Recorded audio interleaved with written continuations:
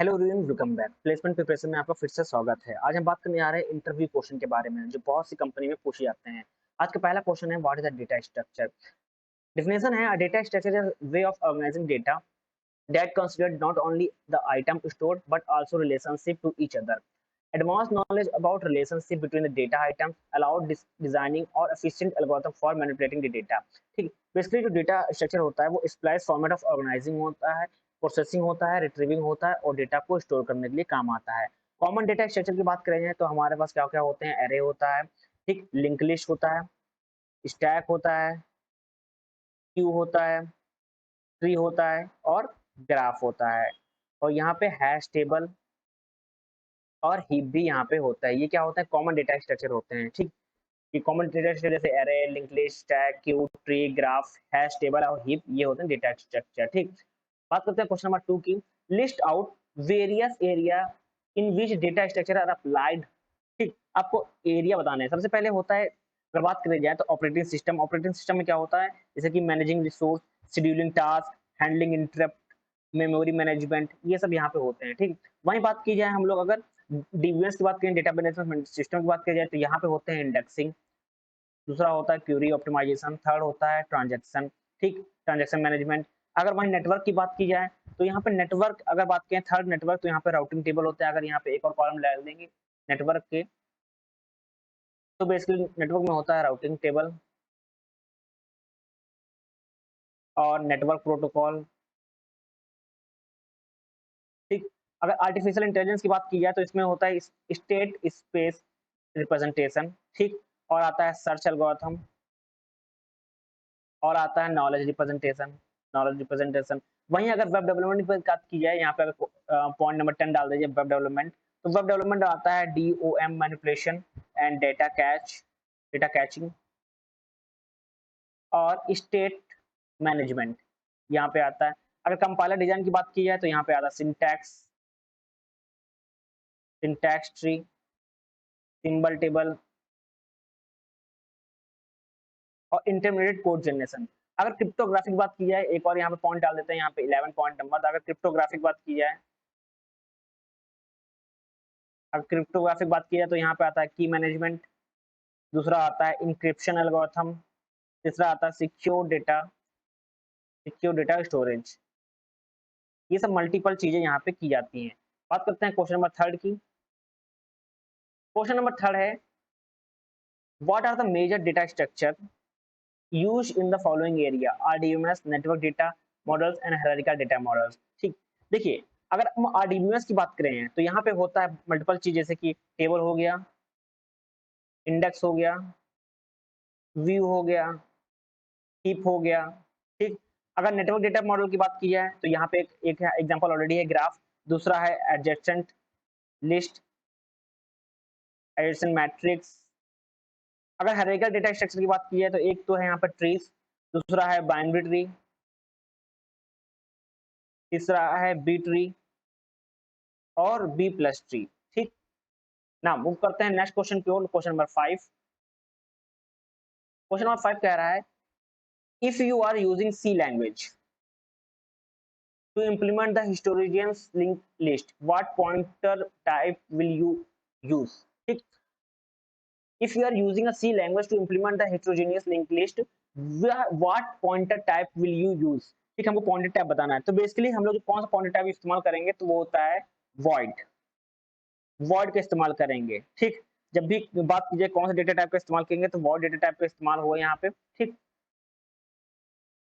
Basically ये क्या करता है, कनेक्ट करता है आपस में। ठीक, ये वॉइड टाइप का हम लोग इस्तेमाल करेंगे हमेशा, जब भी याद रखिएगा। यहाँ पे अगर आंसर होगा कौन सा टाइप का होगा, तो वॉइड टाइप का यहाँ पे, यानी कि it is a generic pointer type. ठीक, यहाँ पे बेसिकली लिखा हुआ है void pointer type is capable for storing a pointer to any type of it's a generic pointer type. ठीक, बेसिकली हम लोग क्या इस्तेमाल करेंगे, एक आंसर है वॉइड एस्टिक, इसका इस्तेमाल हम लोग यहाँ पे किया जाएगा। ठीक, मूव करते हैं नेक्स्ट क्वेश्चन की ओर। Question number 6, sorry question number 5।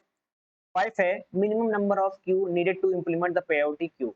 ठीक, पेओटी क्यू का minimum number of queue needed बताना है। ठीक, minimum number of queue needed to implement the priority queue. ठीक, तो ये कितने जरूरत पड़ेगी, देखिए यहाँ पे 2 क्यू की जरूरत पड़ेगी, यहाँ पे टोटल क्यू है। ठीक, अगर क्यू 1 की बात की जाए, बेसिकली ये इस्तेमाल किया जाएगा स्टोर एलिमेंट के लिए। स्टोर एलिमेंट के लिए यहाँ पे लिखा है, यहाँ पे बेसिकली यहाँ पे लिखा हुआ है it is used to actually store the data. और दूसरा जो क्यू की इस्तेमाल करेंगे वो क्या करेगा, ये भी डेटा को स्टोर करेगा बट लोअर प्रायोरिटी में। एक तो इस्तेमाल होगा डेटा स्टोर करने में हायर प्रायोरिटी में, और दूसरा क्यू का इस्तेमाल किया जाएगा लोअर प्रायोरिटी में, यानी कि यहाँ पे दो क्यू होंगे, Q1 और Q2। Q1 बेसिकली डेटा को स्टोर करेगा हाई प्रायोरिटी में, और इस दूसरा क्या करेगा, लोअर प्रायोरिटी में स्टोर करेगा। ठीक, मूव करते हैं नेक्स्ट क्वेश्चन की ओर। नेक्स्ट क्वेश्चन है हमारा, what is the data structure used to perform recursion. ठीक, बेसिकली आपको बताना है कौन से डेटा स्ट्रक्चर का इस्तेमाल करेंगे। तो यहाँ पे जो डेटा स्ट्रक्चर का इस्तेमाल करेंगे वो होगा स्टैक डेटा स्ट्रक्चर का इस्तेमाल करेंगे। बेसिकली आप स्टैक का क्यों इस्तेमाल करेंगे, ठीक, बेसिकली क्या होता है कि यहाँ पे because it is a LIFO और last in first priority, remember it's column so known as whom to be written when the function has to return. Recursion make use of system stack of storing and returning the address of the function। ठीक, अगर बात की जाए तो how stack work in recursion, अब कैसे recursion work करता है, ठीक, how stack work in recursion यानी कि स्टैक कैसे वर्क करता है रिकर्सन में। ठीक, तो बेसिकली यहाँ पे कुछ पॉइंट्स होते हैं, जैसे कि पहला पॉइंट होता है फंक्शन कॉल, दूसरा होता है प्रोसेसिंग, तीसरा होता है बेस केस, फोर्थ होता है अनविंडिंग। जब कभी क्वेश्चन आए how stack work in recursion, तो ये पॉइंट्स यहाँ पे आप लिख सकते हैं, बता सकते हैं। ठीक, मूव करते हैं नेक्स्ट क्वेश्चन की ओर। नेक्स्ट क्वेश्चन है what is the notation used to evaluation of arithmetic expression using prefix and postfix. ठीक, आपको ये बताना है। ठीक, बेसिकली अगर हम यहाँ पे बात की जाए, अगर फुलिश नोटेशन होता है, एक रिवर्स फुलिश नोटेशन होता है। अगर यहाँ पे बेसिकली हम लोग फुलिश नोटेशन की बात की जाए, मान लीजिए कि हमारे पास एग्जाम्पल है +3 और 4, इसको कन्वर्ट करना है। ठीक, तो हम लोग इसको कैसे कन्वर्ट करेंगे, 3 + 4 ये हमारा होगा ना, ये हम इसको बोलते हैं फुलिश नोटेशन। अगर वहीं पे रिवर्स फुलिश नोटेशन की बात की जाए, मान लीजिए एग्जांपल है हमारा एस्ट्रिक +2 3 4। ठीक, सबसे पहले हम लोग इवैल्यूएट करेंगे, कैसे कैसे करेंगे, इन दोनों को हम लोग क्या करेंगे, पहले इस्तेमाल करेंगे, यानी कि +2 3, इसको हमारा आंसर आ जाएगा 5। ठीक, उसके बाद हम लोग सेकंड स्टेप जाएंगे, कहाँ से, एस्ट्रिक 5 + 4, तो हमारा आंसर आ जाएगा 20। ये हमारा बेसिकली क्या हो जाएगा, ओवरऑल रिजल्ट हो जाएगा। ठीक, ये एग्जांपल है किसका, रिवर्स फुलिश नोटेशन का। अगर इसको हम लोग सॉल्व करेंगे, इसको दो पार्ट में सॉल्व करेंगे, पहले इतना पार्ट इसका सॉल्व करेंगे, तो इसको सॉल्व करने के लिए हमारा क्या आएगा, हम लोग इन दोनों को प्लस करेंगे तो हमारा क्या आएगा, 5 आएगा। 5 आएगा, 5 प्लस ये हमारा 5 हो गया, 4 यहाँ पे मल्टीप्लिकेशन का साइन है, तो हम लोग मल्टीप्लाई करेंगे तो हमारा 20 आएगा। ठीक, ओवरऑल इसका आंसर होगा 20। तो हमारे पास दो आंसर होंगे, फुलिश और reverse foolish notation. Reverse foolish notation को हम लोग एक और चीज से नाम जानते हैं, वो है पोस्टफिक्स नोटेशन। ठीक, पोस्टफिक्स नोटेशन के नाम से भी जाना जाते हैं, और फुलिश नोटेशन को हम लोग प्रीफिक्स के नाम से भी जानते हैं। ठीक, हाँ, मूव करते हैं नेक्स्ट क्वेश्चन की ओर। क्वेश्चन नंबर हमारा 8। क्वेश्चन नंबर 8 बहुत इंटरेस्टिंग है। कन्वर्ट द एक्सप्रेशन ए, ये हमारा एक्सप्रेशन गिवन है, to evaluate prefix and postfix notation. ठीक, बेसिकली मैंने अभी बताया आपको कि इसको कैसे सॉल्व करते हैं। अगर इसको हम लोग स्टेप बाय स्टेप चलें, ठीक, सबसे पहले हम लोग ये स्टेप फॉलो करेंगे। ठीक, ये हम लोग अगर कन्वर्ट करेंगे तो प्लस ए बी आ जाएगा। ठीक, देन हम लोग क्या करेंगे, उसके बाद इसको हम लोग करेंगे तो हमारा आ जाएगा -DE। ठीक, नाउ उसके बाद हम इसको सॉल्व करेंगे तो हमारा आ जाएगा +FG। ठीक, ओवरऑल अब हम लोग ये आ गया, हम लोग इसका इस्तेमाल करेंगे। ठीक, क्योंकि अब ये है तो यहाँ पे एक और ये सिंबल होगा, इसको अगर हम सॉल्व करेंगे तो हमारा आएगा ये DE। ठीक, +FG, ये हमारा आ जाएगा। देन अब देखिए यहाँ पे C भी बचा हुआ है। ठीक, ये C भी बचा हुआ है, तो हम लोग अब इसको मल्टीप्लाई बाय C करेंगे, तो अब इस स्टेप को सॉल्व करेंगे तो हमारा आएगा मल्टीप्लिकेशन +AB और C। ठीक, अब इन दोनों को सॉल्व करेंगे तो हमारा जो फाइनल रिजल्ट आएगा वो आएगा एस्टिक +ABC, ये एस्टिक -DE +FG, ये हमारा आंसर आएगा। तो ये हमारा आंसर कहाँ पे, ये हमारा प्रीफिक्स हम लोग ने सॉल्व कर लिया है। अब इसी तरह ये हमारा प्रीफिक्स आ गया। अगर हम लोग प्रीफिक्स हमारा निकल के आ गया, ये आंसर हमारा प्रीफिक्स का है। अगर हम लोग पोस्टफिक्स निकालेंगे, पोस्टफिक्स भी सॉल्व कर सकते हैं। पोस्टफिक्स सॉल्व करने के लिए सिंपल तरीका है, आप अगर इसको सॉल्व करेंगे पोस्टफिक्स में, तो हमारा जो ये सिंबल्स है ना, ये इस साइड मूव होते चले जाएंगे, तो हमारा जो आंसर आएगा AB +C DE -FG plus, तो ये हमारा है पोस्टफिक्स।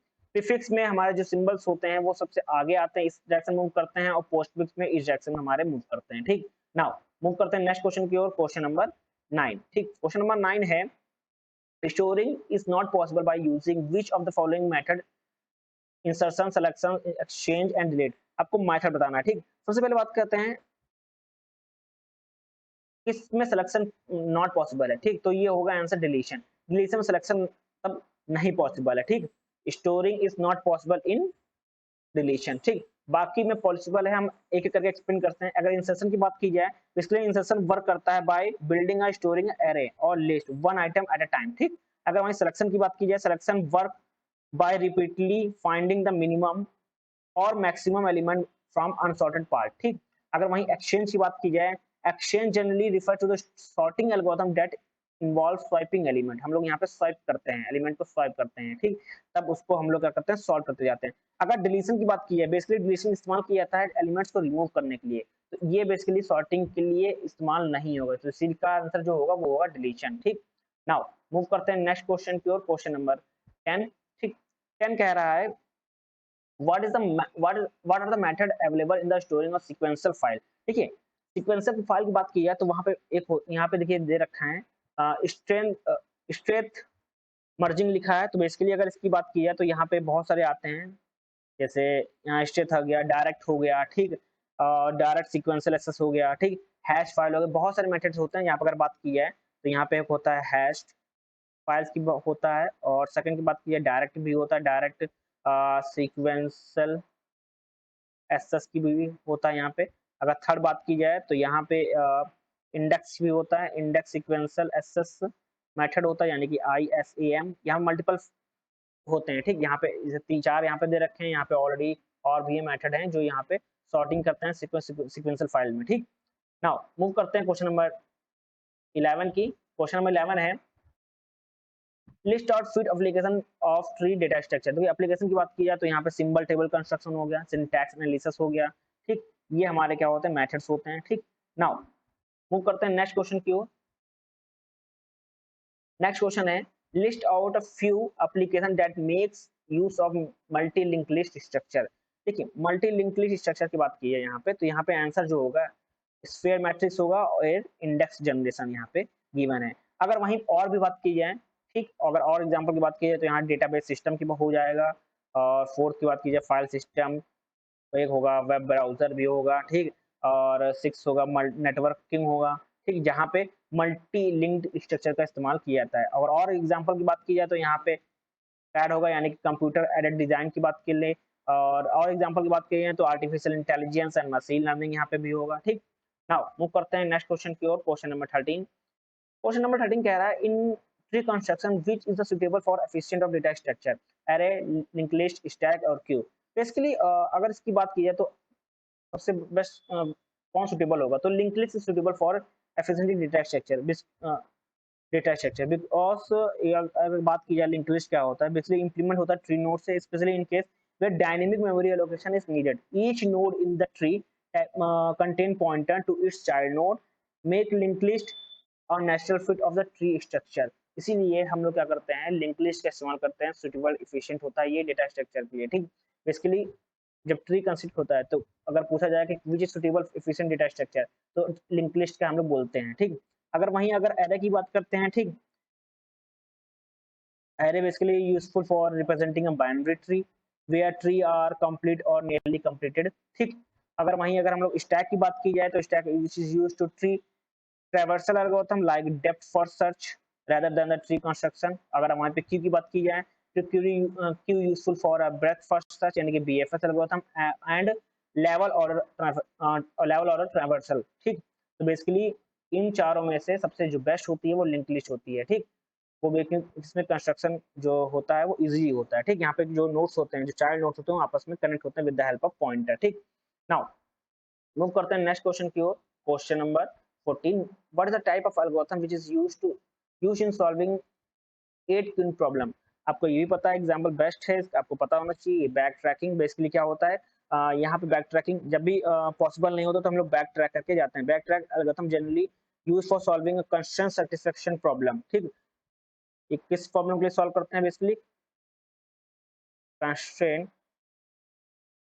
सेटिस्फैक्शन प्रॉब्लम, ठीक। बेसिकली यहाँ पे क्या होता है कि हम लोग एक कैसे वर्क करता है, एक प्रॉब्लम सबसे पहले हम प्लेस करते हैं क्यू को इन अ रो, फिर सेकंड स्टेप को हम चेक करते हैं कि क्या कॉन्फ्लिक्ट। थर्ड स्टेप क्या होता है,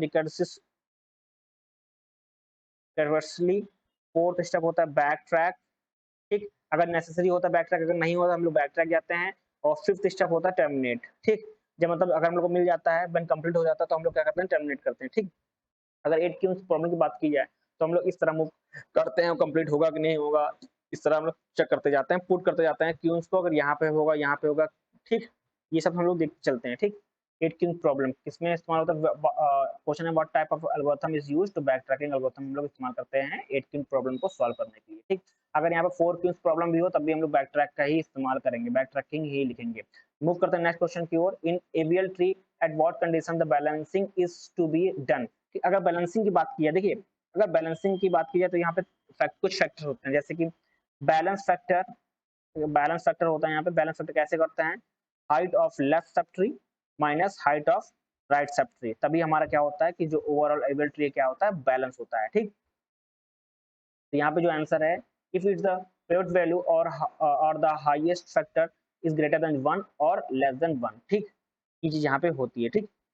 अगर हम इसको अगर ऑल एलिब्रेट करें, अगर हम लोग इंसर्शन की बात करें, जब हम लोग इंसर्ट करते हैं तो यहाँ पे चेक करते हैं क्या, लेफ्ट नोटेशन चेक करते हैं, राइट नोटेशन चेक करते हैं, लेफ्ट राइट नोटेशन करते हैं और राइट लेफ्ट करते हैं, ठीक। ये चीज देखते हैं। और जब डिलीट करते हैं तो बेसिकली हम लोग क्या करते हैं, हम लोग जब भी नोट को डिलीट करते हैं तो बैलेंस फैक्टर चेक करते हैं, क्योंकि जब हम लोग नोट को डिलीट करते हैं तब हमारा बैलेंस फैक्टर क्या होता है, बिगड़ जाता है, तो हम लोग उसको भी क्या करते हैं, चेक करते हैं, ठीक। अगर बैलेंस फैक्टर बिगड़ा हुआ है तब भी हम लोग रोटेशन को परफॉर्म करते हैं, जैसे कि इंसर्शन में करते हैं, जब भी हम लोग इंसर्ट करते हैं, ठीक, तब भी देखते हैं कि हाँ अगर बैलेंस नहीं हो रहा है, ठीक। बैलेंस कैसे चेक करते हैं, balance equal to height of left sub tree और height of right sub tree, ठीक। तभी हमारा बैलेंस है, अगर ऐसा है तो बैलेंस है, अदरवाइज हम लोग क्या करते हैं, रोटेशन परफॉर्म करते हैं, ठीक। नाउ मूव करते हैं नेक्स्ट क्वेश्चन की ओर। क्वेश्चन नंबर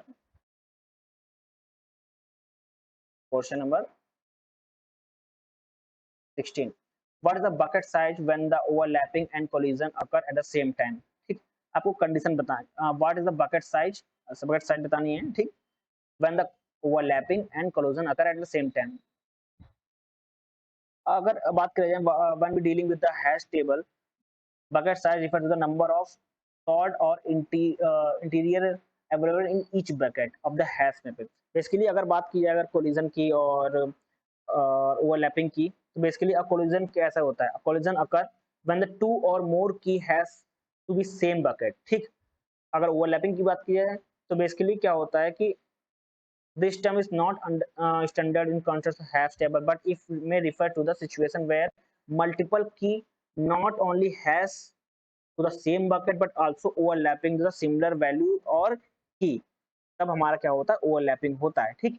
अगर इसका एग्जांपल अगर शॉर्ट फॉर्म में लिखे तो one, if there is only one entity in a possible in the bucket, तो हमारा क्या होता है, कोलिजन अकर। मैंने अभी बताया मैंने कि when a collision occur when the two or more key has to be same bucket, तब कोलिजन अकर होगा। और दूसरी कंडीशन क्या होता है, there is no way to accommodate the colliding value the result in the overlapping. मैंने अभी बताया कि बेसिकली जब मल्टीपल की जो सिचुएशन ऐसी होती है जब वेयर मल्टीपल की not only has to the same bucket but also has overlapping or similar values और keys, ठीक।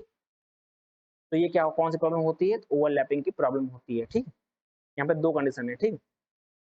जब भी या तो तब होगा जब ओनली वन एंटिटी पॉसिबल हो बकेट के अंदर, तब कोलिजन अकर होता है। जब हमारे पास ओवरलैपिंग तब आती है जब बेसिकली जब मल्टीपल की होते हैं, not only hash but also for a overlapping same similar hash value होगी और की होगी, ठीक। तब हमारा क्या आती है, ओवरलैपिंग की प्रॉब्लम यहाँ पे आती है, ठीक। नाउ मूव करते हैं नेक्स्ट क्वेश्चन की ओर।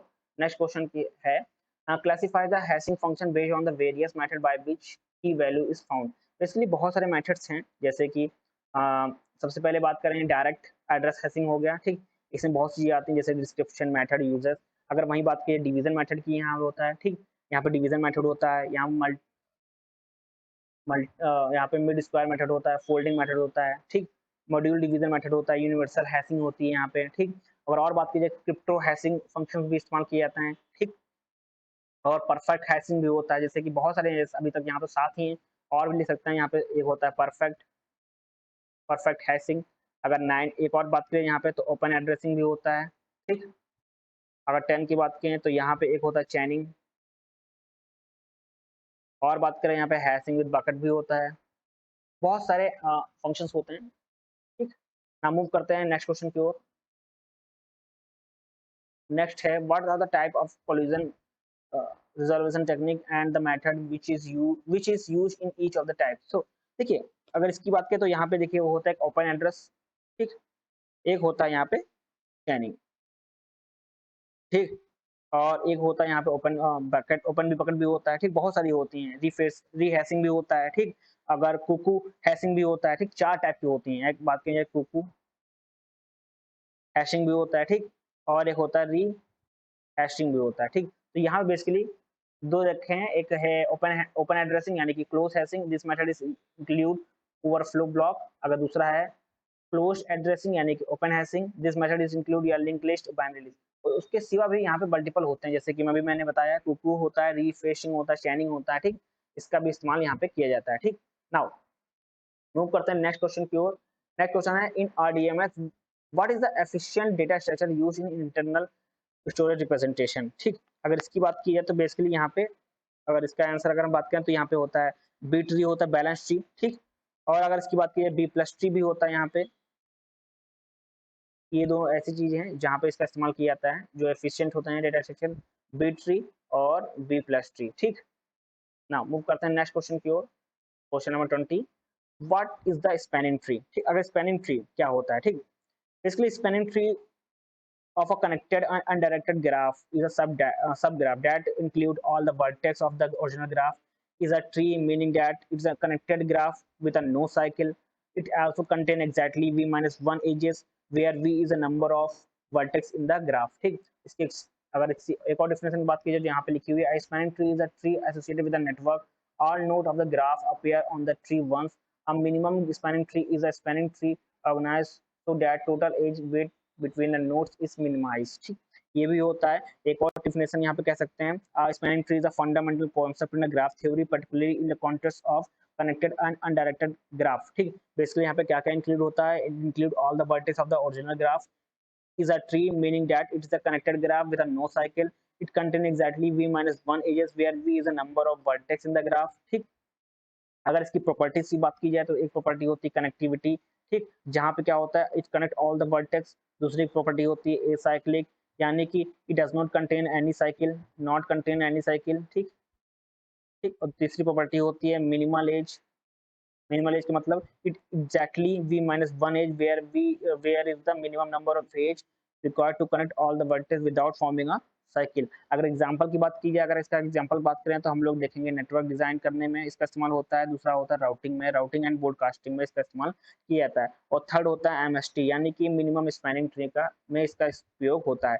अगर इसी की बात की जाए इसमें अगर कुछ पूछ लिया जाए कि एल्गोरिथम कौन कौन सी होती है तो क्रूसिकल एल्गोरिथम का इस्तेमाल करते हैं, सेकंड होता है प्रिज्म एल्गोरिथम का इस्तेमाल होता है, थर्ड होता है डीएफएस यानी कि डेप्थ फर्स्ट सर्च और बीएफएस का इस्तेमाल किया जाता है इसमें, और भी होती हैं, ठीक। मूव करते हैं नेक्स्ट क्वेश्चन की ओर। Question number 21 does the minimum spanning tree of a graph given the shortest distance between any two specific nodes, ठीक। तो यहाँ पे बेसिकली लिखा है does minimum spanning tree of a graph of the shortest distance between any specific nodes, no, because minimum number of spanning tree graph does not necessarily give the shortest distance between any two specific। अगर minimum spanning tree की बात की जाए, अगर इसके definition की बात करते हैं तो हम लोग तो an MST of a graph is a subgraph that includes all the vertex has a minimum total edges with weight among all the possible spanning tree, ठीक। तो इसका जो पर्पस होता है एमएसटी का इस बेसिकली क्या minimise the total weight of the edge but does not guarantee, it does not guarantee, ये कीवर्ड है यहाँ पे भी, does not guarantee the shortest path between any two specific nodes, ठीक। इसीलिए इसका आंसर क्या होगा, नो होगा, ठीक। मूव करते हैं यहाँ पे नेक्स्ट क्वेश्चन की ओर। क्वेश्चन नंबर 22, क्वेश्चन नंबर 22 है which is the simplest file structure sequential index और इंडेम, ठीक। अगर सिंपलेस्ट बात की जाए तो यहाँ पे तो बेसिकली जो सिंपलेस्ट क्या होगा sequential is a simplest file structure, ठीक। बेसिकली ये क्या होता है सिंपल क्यों होता है क्योंकि बेसिकली जो सीक्वेंशियल फाइल स्ट्रक्चर होता है ना ये रिकॉर्ड और storeyed one after in a linear order, ये लीनियर ऑर्डर में डेटा को स्टोर करता है, ठीक। बेसिकली अगर इसके एडवांटेज की बात की जाए, सिंप्लिसिटी होता है, एफिशिएंट होता है डेटा, एफिशिएंट होता है बैच प्रोसेसिंग के इस्तेमाल किया जाए।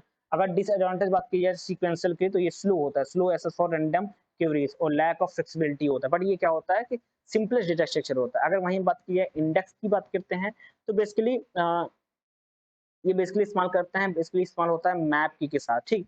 जब भी रिकॉर्ड को फाइल सेव करते हैं, रिकॉर्ड को सेव करना होता है, ठीक, फाइल को सेव करना होता है तो मैप की इसका इस्तेमाल करते हैं, ठीक। अगर वहीं बात की जाए तो रैंडम की रैंडम क्या होता है, रैंडम फाइल स्ट्रक्चर क्या होता है? जैसे रैंडम फाइल स्ट्रक्चर क्या होता है कि जब डेटा को हम लोग को स्टोर करना होता है तो हम लोग क्या इस्तेमाल करते हैं, हैश फंक्शन का इस्तेमाल करते हैं, ठीक। बेसिकली ये क्या होता है, इसका अगर एडवांटेज बात किया जाए रैंडम फाइल स्ट्रक्चर का तो ये बेसिकली फास्ट होता है। अगर इसका डिसएडवांटेज की बात की जाए रैंडम का तो बेसिकली ये कॉम्प्लेक्स होता है, ठीक। ये कॉम्प्लेक्स होता है, इसको मैनेज करना कॉम्प्लेक्स होता है, इसको इम्प्लीमेंट करना बहुत कॉम्प्लेक्स होता है। और ये बेसिकली इसमें क्या होता है, कोलिजन भी कभी-कभी देखने को मिलती है और रीहैशिंग भी देखने को मिलती है, ठीक।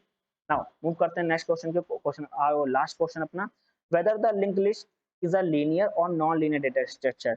आपको ये बताना है कि whether linked list is linear और नॉन लीनियर डेटा स्ट्रक्चर, ठीक। अगर बात की जाए linked list is a linear data structure, एक तो कंफर्म हो गया कि लीनियर डेटा स्ट्रक्चर है। अब लीनियर अगर कैरेक्टरिस्टिक बात की जाए लीनियर लिस्ट की, सॉरी लिंक्ड लिस्ट की, तो बेसिकली क्या होता है, यहाँ पे ये क्या होता है, लीनियर अरेंजमेंट होता है, ठीक। सेकंड ये लीनियर अरेंजमेंट होता है। सेकंड क्या होता है, सीक्वेंशियल एक्सेस होता है। थर्ड क्या है, टाइप ऑफ अगर लिंक्ड लिस्ट की बात की जाए तो यहाँ पे होता है सिंगल लिंक्ड लिस्ट, ठीक। और होता है डबल लिंक्ड लिस्ट। थर्ड होता है सर्कुलर लिंक्ड लिस्ट, ठीक। अगर डिफरेंस बता दें लीनियर और नॉन लीनियर में, तो linear data structure is arrange in a sequential manner. Sequential manner में अरेंज होते हैं, जैसे कि हैप्पी हो गया, स्टैक हो गया, लिंक लिस्ट हो गया, ये क्या होते हैं, ये लीनियर डेटा स्ट्रक्चर हो। अगर वहीं नॉन लीनियर डेटा स्ट्रक्चर की बात की जाए तो data structure is organized in a hierarchical way और इंटरकनेक्टेड मैनर। जैसे कि एग्जांपल हो गया ट्री हो गया, ठीक, ग्राफ हो गया, वो किसका पार्ट है, वो नॉन लीनियर डेटा स्ट्रक्चर का पार्ट है।